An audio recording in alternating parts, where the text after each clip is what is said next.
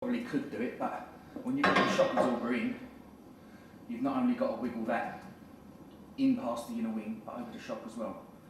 So there's an easy way around it. Let's demonstrate. Can't get it up. Can't get it through the hole.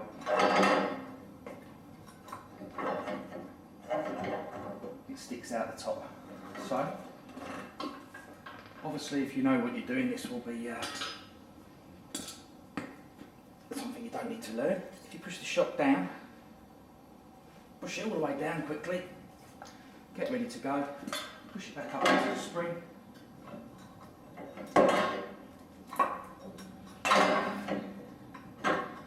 Feed it into the hole. Okay, come and have a look. It's in the hole at the bottom properly. Spring's in its case properly, sitting over the spring location cone, and you can see it making its way up through the hole. Plenty of time, as long as you're ready to go. Oh, there we go. Job done. Right, okay, it's all in situ. I've put a nut and a washer on the top, so that's keeping the shock absorber pulled up.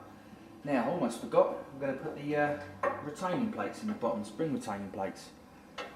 So, where are we? I've already loosened the nuts, and this is one of those little details that I wanted to show you. I worked out a way of doing it while it's in this position without getting too stressed. It's not a particularly difficult job, but a little bit fiddly.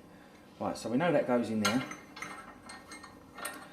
Now, lift the shock out the bottom, just compress it a little bit, move it out the way, put your plate in the right place, and the reason you need the shock out the way is so you can get the new bolt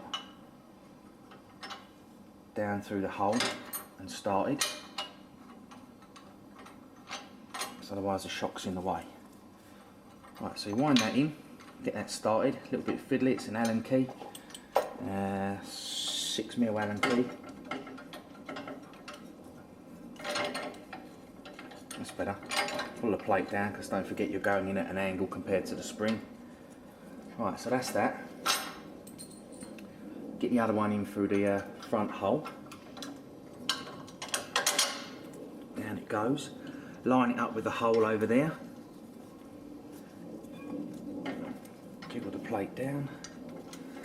And hopefully, yeah, you can get it in the hole and get it started. Bit of finger pressure on the top to push it down.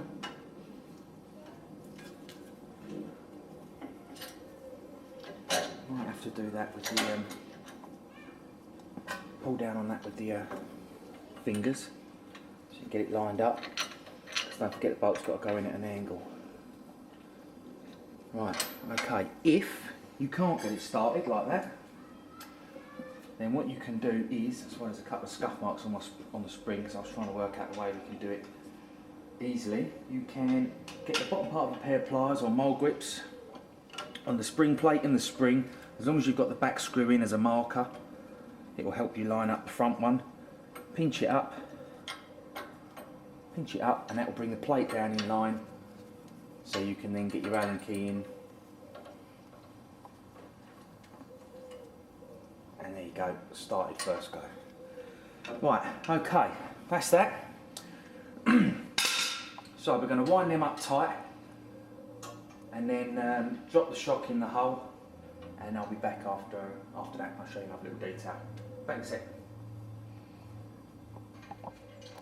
Right, bottom clamp's wound up. A couple of locking nuts to go on underneath. Put them on, don't need to show them going on.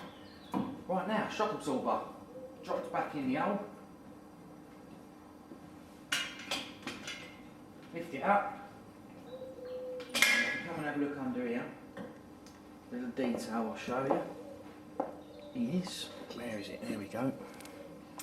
Because of the length of the stud under here, you put your bush on, yeah, and then lift the axle up, so the stud, thread comes out the bottom a bit more. Jiggle the shock, make sure it's all the way down. Put your washer on, and you just want enough thread showing at the bottom so you can get the nut in and over. and then you get it started. A couple of turns, quarter of a turn. Now that is a crucial bit because it can be a little bit fiddly, but that's now started. So the top one's on. Hold it up in place while we were doing the last job. So that's just got to be tightened up. So I'll wind that up, and while we're here, I'll show you where this other bracket goes for the front mount. Upside down, around it go. That bit slots across there. You have to undo the front nut. Hopefully it hasn't been changed and anyone's put the bolt back through the wrong way. Whip that off, stick that back on, put the nut on that, and then in the kit there comes a nut and bolt. So go through that part of the bracket like so. So now it's starting to make sense. Shock absorber goes up through there, through the second bracket at the top, and you're in business with your twin shocks. Right, okay, I'll get them nuts and bolts wound up, and then we'll fit the last shock and see what it looks like. Back in a sec. Right, all the nuts and bolts are done up on the brackets, shocks, etc. I've squashed the top one back up. Now, last detail. Stick the shock in. Really want to drop that. Oh, like that. There you go. Real well DVD, remember? There you go. 1, 2. Washer on top. Got the nut in the other hand, of course.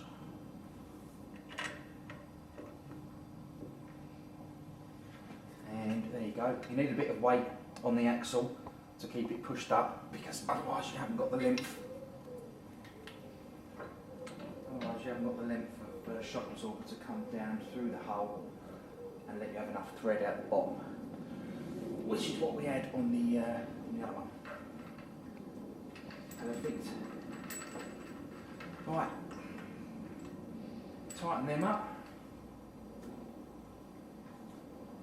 squash them up nice and tight, and you're in business. Well, I like the look of that. That looks fantastic. Makes me want to go and do some off-road racing. Excellent bit of kit.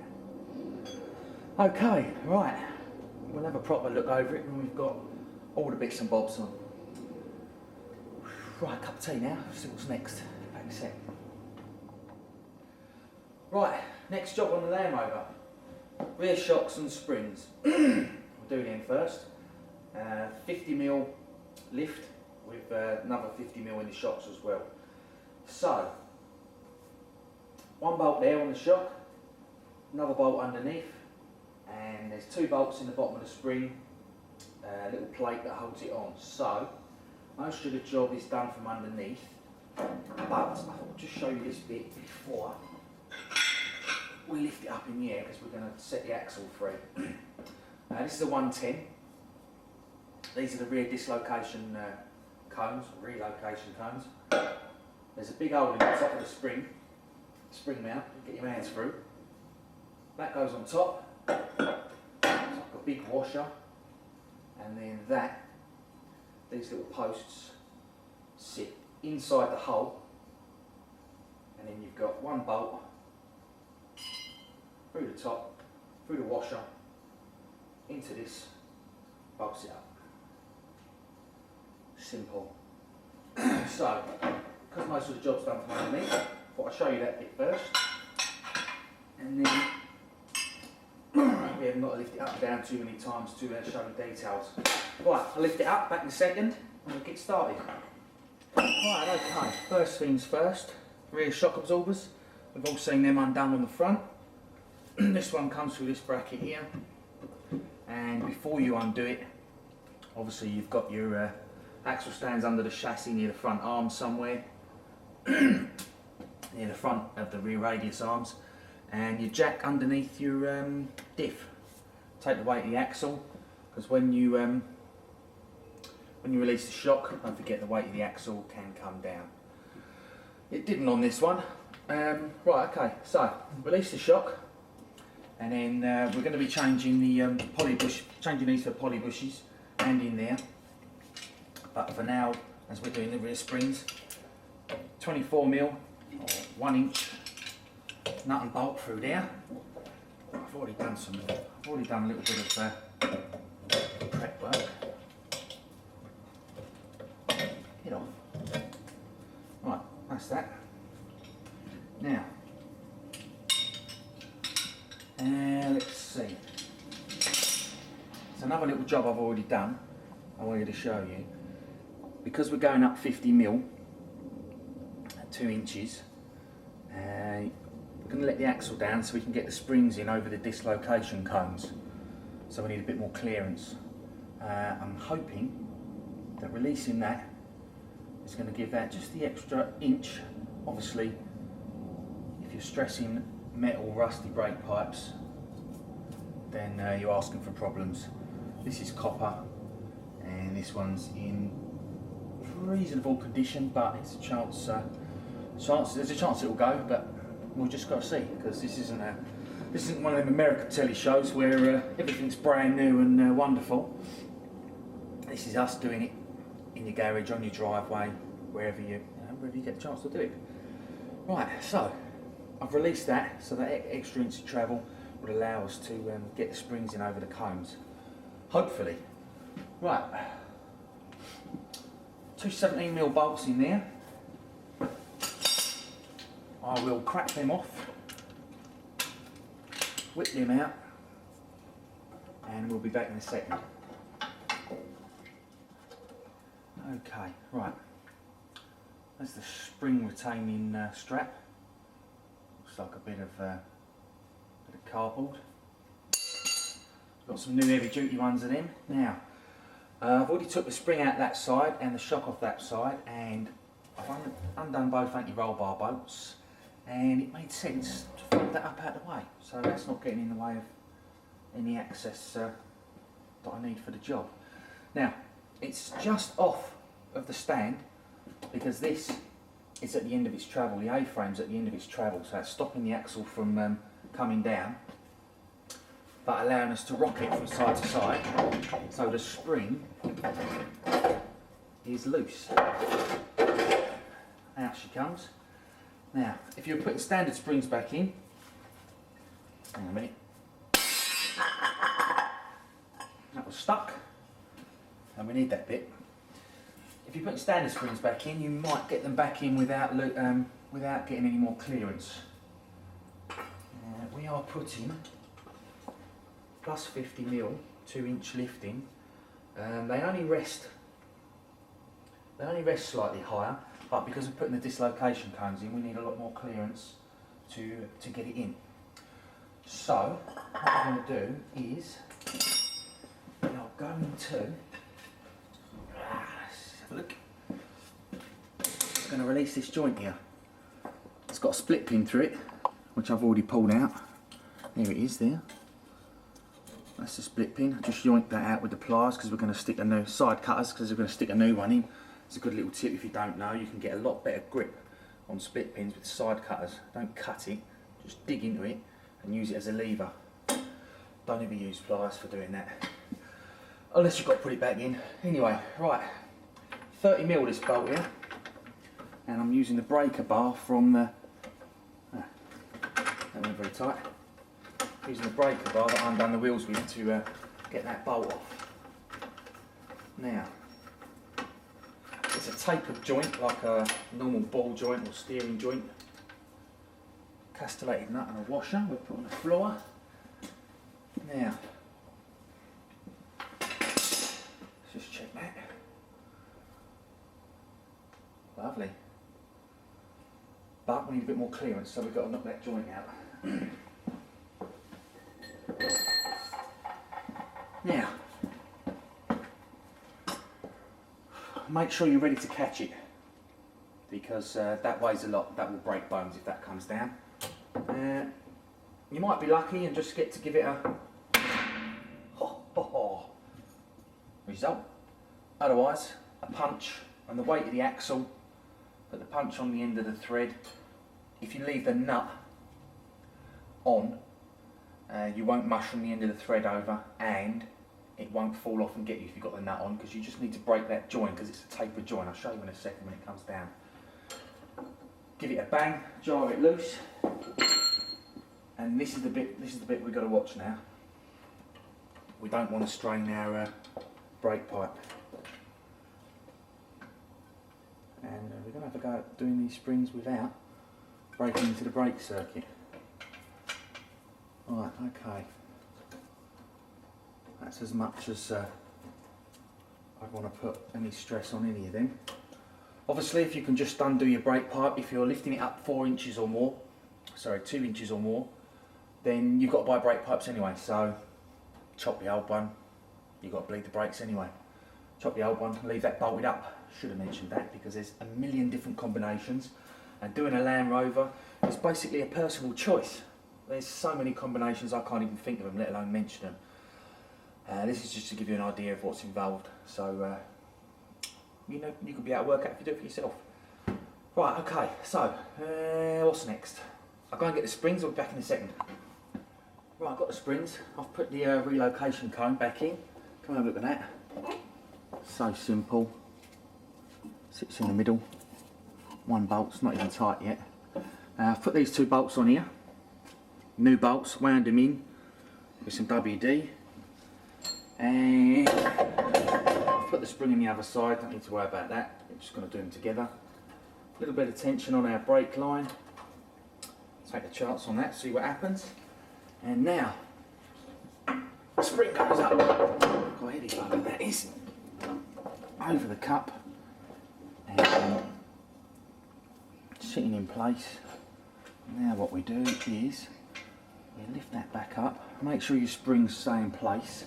There's a reason I haven't I've bolted them back in, you'll see in a second. Lift it back up and guide that joint back together. Springs are, make sure your springs are alright.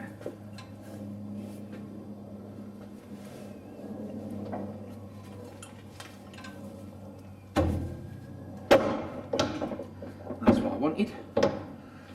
Right, okay, so I forgot where I put the nut now, so rather than mess about, what I want to do now is get that nut started. So I might lift it up a fraction more, get that nut started, because that's going to stop the axle from coming down and keep everything in position while we put the rest of it back up. So I'll get that nut on and wound up, and we'll come back and cover some more details. Right, I've done that big bolt back up, so come and have a look. Don't forget to put your split pin back in. That's that lump done. New nut and bolt in there, and we haven't got the shocks on yet, so the A-frame is holding the axle steady, and seems to be alright. We've got enough, just enough slack at maximum travel to make that not an MOT fail, so I'm happy with that. Got away without damaging the pipes, putting it back together. So all in all, good job. The big nut through there, just wind the nut on until the bolt thread comes through into the nylock, and that will stop that coming undone. So that looks pretty good. Now, the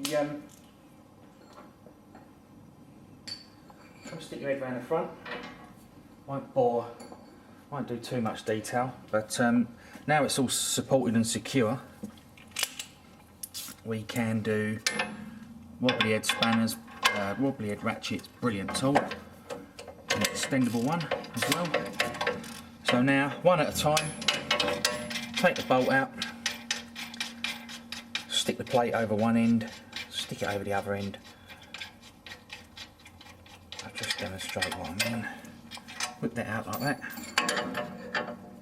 stick that in, put the bolt back through the hole, keep it lined up,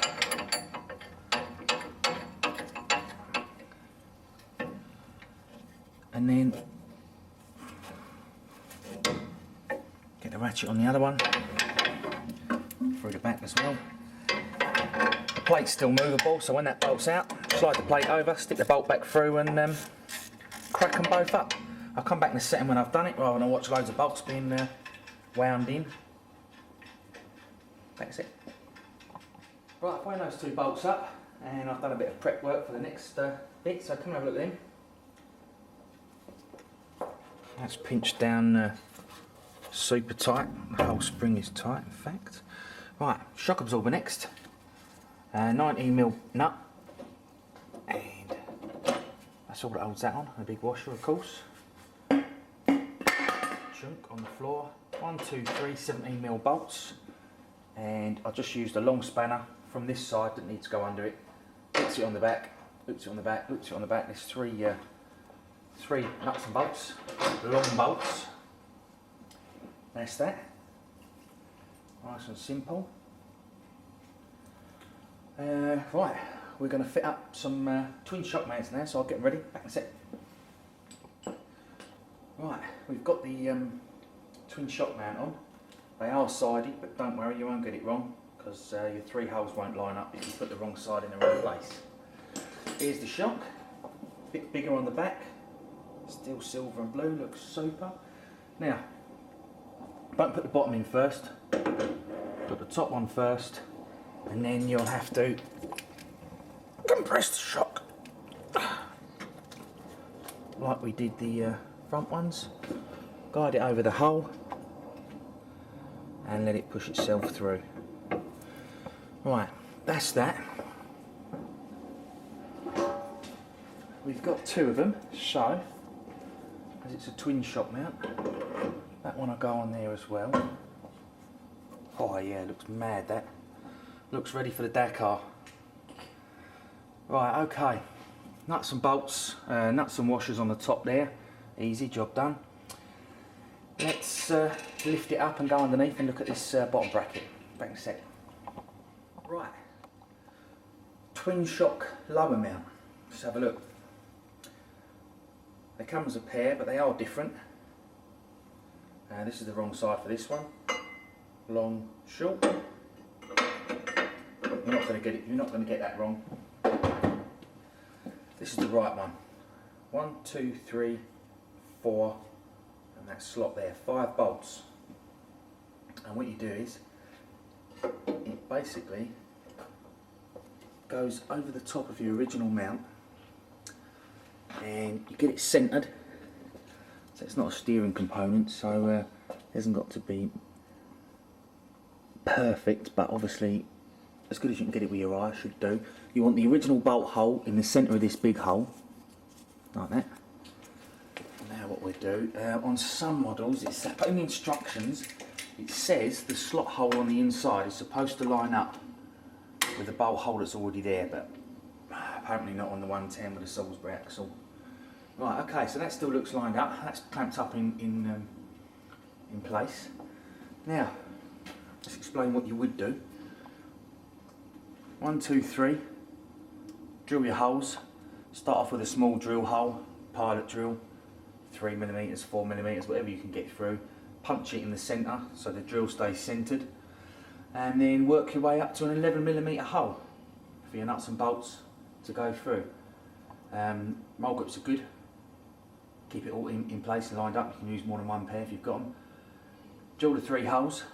Get your nuts and bolts through there. Drill your bolt hole down the bottom. If you've got the slot that lines up with the hole on the outside near the backing plate, then get that one in and bolt it up tight. It will do the same job as the mole grips, hold the bracket tight. If you haven't got the hole, like we haven't on this one, then you've got 2 options. In fact, you can't even drill the, even if you took the backing plate off, you wouldn't get the hole drilled. So you would have to do what I would do personally if you're going to put 2 twin shocks on her here, and that is take it to a welder, get it welded on. Fill the bolt holes up with weld. If you're going to be driving it, if you're going to be putting a twin shock set on your car and you're going to be keeping the car, get it welded all the way around. That's my personal thoughts on that. If not, and you have got the slot on the inside, shouldn't be too hard to drill the holes. Might take you half an hour to drill the 4 holes. Start off with a small drill, it will make a massive difference. Right, okay, let's have a look at what it's going to look like when it's done. So your bush fits through the middle, like that. just wind that one up. And then put our bushes on this one. 2, got a right shoe. Lovely. Don't forget what we have to do. Hopefully the mole grips will stay in place. Push that shock up through the hole. Let it come back through. And another one. And the last one. Nice, just enough thread sticking out the bottom to get things started. Oh yeah, look at that. How smart is that? Right, tell you what, I'll lower the car and we'll have a skim over it with the camera, and then we'll move on to the next bit. Back in a sec. Right, okay, look at that, superb, a lovely bit of kit. That will be that'll be our last look at that. And what we'll do next is we'll turn it back to the single shocks, which is what we're doing for this application. If you know what you want when you order your bits, tell them. Get them to suggest what you need. Right, okay, I'm going to turn it back to single shock now, bolt that up properly, and then we're going to look at the next job. So we're back in a sec. Right, I wasn't quite sure what the next job was, but now I know. It's already been changed it back to single shocks all the way around, which is how this car's going to stay. Our little machine is going to stay. So the next job I'm going to tackle is going to be rear radius arms, the cranked ones, and all the poly bushes on the back, all the suspension bushes. So I've already done one side and come across a couple of problems, and I'm sure we're going to have them this time as well. In fact, I know we are because I've already found it. Right, this is a radius arm. There's a plate up the front with 3 bolts around it and a big nut in the middle. It's a little bit winter day, rattling the roller shutters at the garage. So that is. Right, yeah, so 3 bolts around here, big bolt in the middle, and a big bolt through the back. Quite simple, you'd think, and yeah, it is, apart from the size of it. Right, the front bolt is 30mm. So I've just got a nice ratchet on here. This step thing's in the way, probably should have chopped that off, but we're not ready to change them yet. Now, I've already loosened it. Have I? What's the other side I loosened? Oh, Jesus, no. There you go, I didn't loosen it. Right. Breaker bar that we used on your DVD for undoing the wheel nuts. Here we go. Right. I swear I'd loosen that one. Oh, yeah.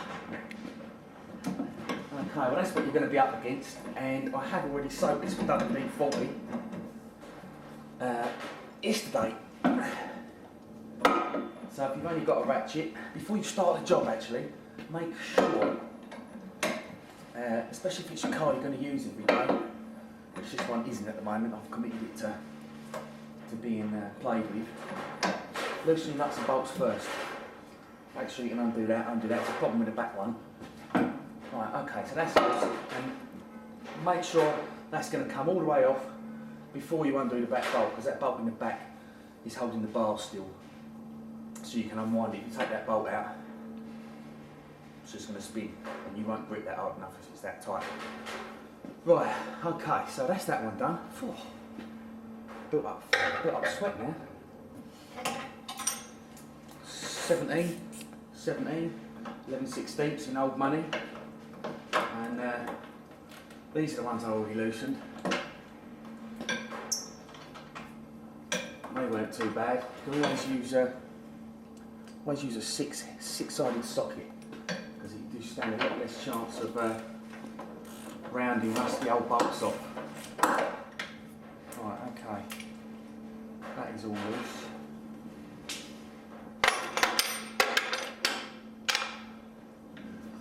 Okay, the nuts and bolts are out, that one. It's lovely. They don't actually have to physically come out. I'll take them out as we're looking at it. Lovely, I've got new ones to go in. That bolt we can undo. Now, this one at the back, I've already undone the nut which took some reasonable amount of leverage to get it off. And now we're left with another problem, because these bolts go through sleeves. Because these bolts go through metal sleeves in the bushes, get off. So that was closer to the end than that.